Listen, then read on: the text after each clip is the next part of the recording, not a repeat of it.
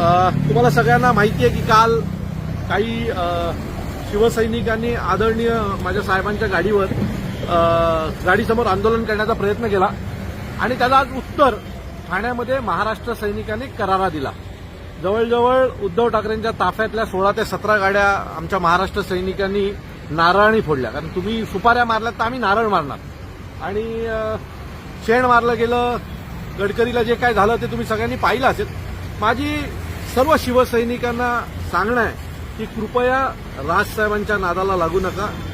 माझ्यासारखे हजारो वेडे हे महाराष्ट्र नवनिर्माण सेनेमध्ये काम करतात, सन्माननीय राजसाहेबांच्या आदेशाचं पालन करतात. आज आम्ही गडकरीपर्यंत आलो, तुमच्या गाड्यांपर्यंत आलो, उद्या आम्ही तुमच्या घरपर्यंत पण येऊ.